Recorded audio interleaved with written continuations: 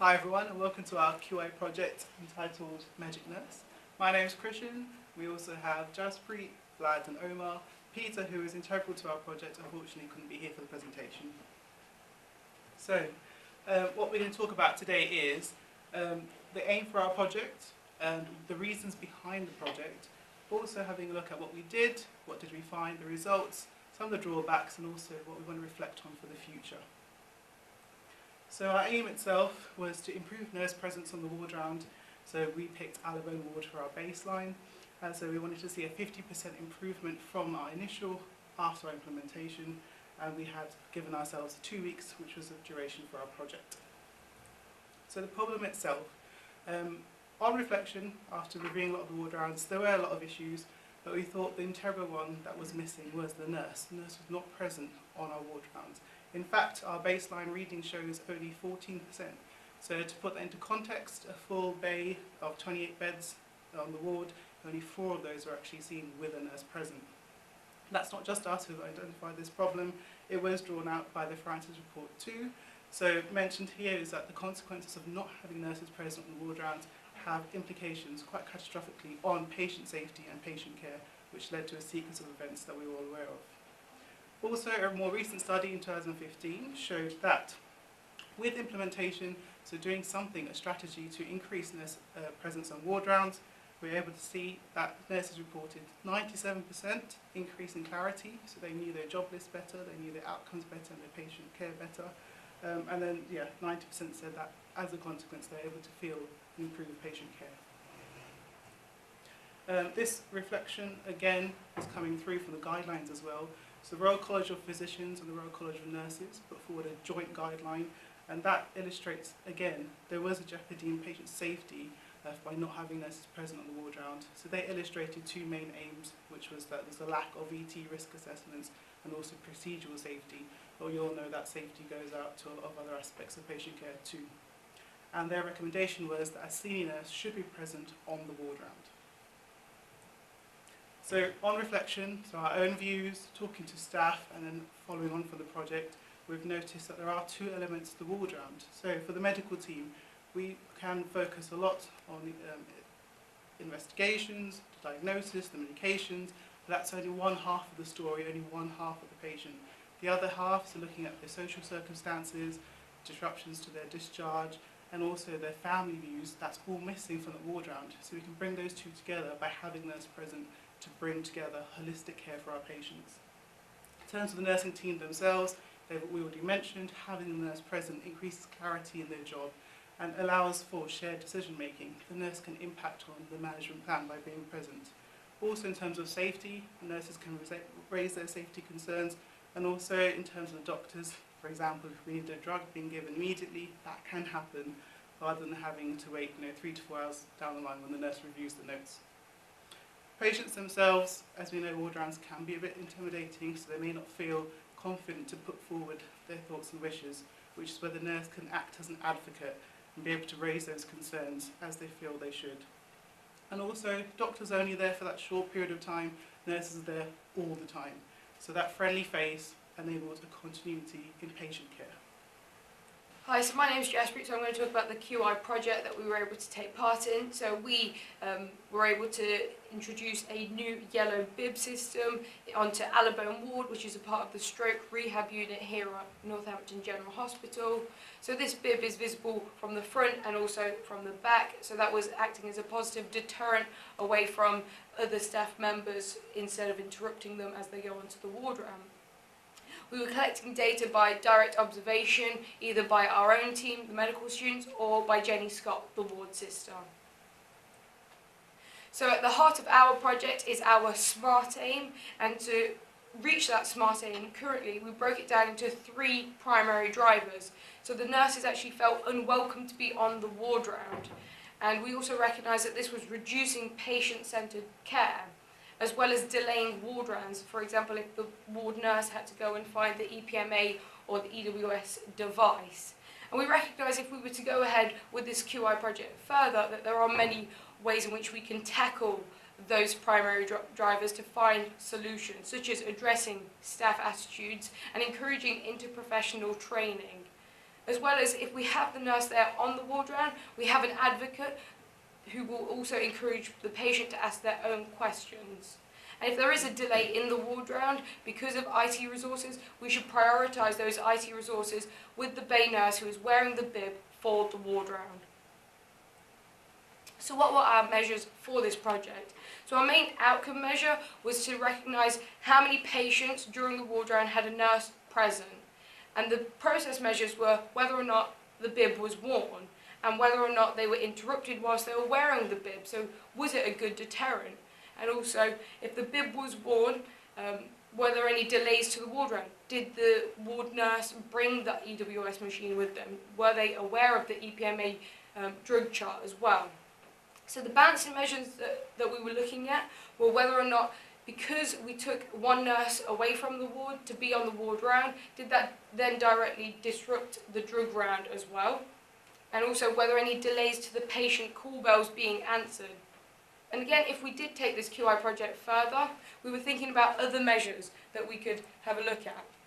So we were able to get qualitative data on the staff experience, but we weren't able to quantify the staff experience of the bib. So therefore, that's something that we could ask in a survey, for example. But also, Jenny Scott mentioned that when one of the ward nurses is wearing the drug round bib, that the patients feel that they are unapproachable. Would that also be the same case with our yellow bib system? And then also, if this was rolled out throughout Northampton General Hospital, what would be the financial implications? So how do we go about this project? So as Krishan mentioned, we collected baseline data and we saw there was a huge room for improvement. So we decided to plan, do and study and act. And so our first our first implementation was this fluorescent bib introduced onto the ward. And then after, we measured what the improvement was and whether or not we could adapt or abolish. We decided to adapt because we did see an improvement, and therefore we decided to train formally using a handout that was provided to the nurses to help them understand what their roles and responsibilities were when they were wearing the bib. I'm Vlad. I'm just going to talk to you about our results and what we found. So as you can see from the table, we have a baseline, the first cycle of the introduction of the yellow bib, and the second cycle of 2 days where we introduce this handout which informs the nurse of what their role and job is. So baseline data, as Krishan's mentioned, we only got 14% nurse involvement, which is 4 out of 28 patients. After introducing the first yellow bib, we got a little improvement to 5 patients, but we looked at a much lower scale because of the ward round variability, and it took a long time, so we were only able to see 9 patients of time constraints. After the introduction of the second cycle, which is the handout, we managed to get 2 ward rounds, full ward round of 28 patients, and gather data for that. So in the first ward round, there were 13 patients that were seen with a nurse at the bedside, which is a huge improvement on the 14%, which almost gives you 50. And the second cycle, we saw there's a huge improvement even further, which amounted to 75%. So what does that look like? So as you can see, the blue chart is the nurse present at a bedside for the patient, and the red is the nurse absent. So throughout our cycles, you can see that the blue chart is getting bigger whilst the red one is getting much smaller, and hopefully we can continue that trend. So to put that into perspective on the line graph, our baseline is 14%, as Krishan and Jazz mentioned already, and that aim of improving it by 50% would only give us an aim of 21%. So during the three data gatherings that we managed to carry out, we achieved a 56% presence of nurse at patient bedside, 46 and a 75.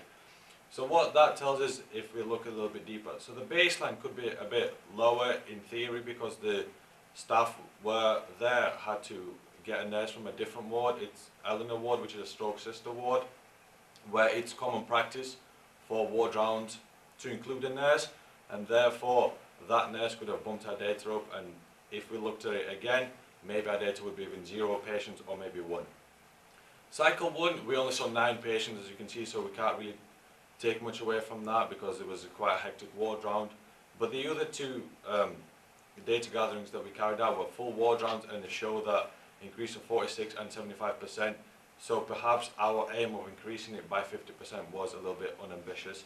and we could have looked a little bit higher. So as mentioned previously, we also looked at some qualitative responses at the implementation of this fluorescent bib. So some of the quotes we managed to gather before were things like, a nurse would say that not being on the wardrobe makes her job a lot less efficient, because then he or she would have to come back, look through the notes, or chase the doctors to inquire what the plan for certain patients were. A doctor was noted saying that nurses are too busy to even ask, and you heard that from previous groups already. Whereas if you're flipped on the other side, the nurses actually want to be in the wardrobe and much prefer it. So what happened once we asked them afterwards? So some of the quotes by the nurses were, the concept is a good one, it makes a real difference. So it shows that we are aiming for the right direction, and we are heading towards a common sort of purpose.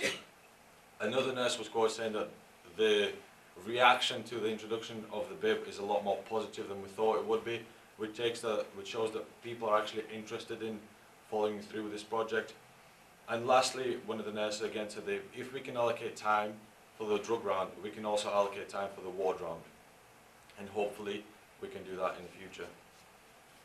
So hello, my name is Omar. I'll be just going through the problems we faced and what we would recommend to take the project further.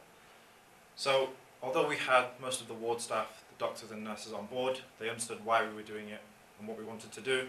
We did, of course, have some hiccups along the way, as you have with any new project. So one of the things was that the nurses weren't particularly keen on the bib's colour. I think I could understand that. I'm not sure if it was the sportiness or the fluorescent yellow nature of it, but that's what happens when you send the lads to go get the fashion. The ward rounds were variable in terms of duration. So some ward rounds would take 30 minutes to do a bay, some ward rounds could take 3 hours to do a bay. And that very much depended on variables like who the consultant was, what type of ward round they were doing, how many doctors and nurses were present. The nurses were not necessarily aware when the ward round was happening. So they might be doing their jobs, they might be looking after patients, and weren't necessarily aware when the doctors came round and when they should be going with the doctors. So that was another issue we faced. And lastly, occasionally we had difficult relationships between doctors and nurses. One particular example where a nurse didn't have the information that the doctor wanted to hand, the doctor got a little bit snappy. But I think with all of these, there are potential cures that are easy enough. So with the top one, the bib colour, that's easy enough to change. This is obviously just a trial run.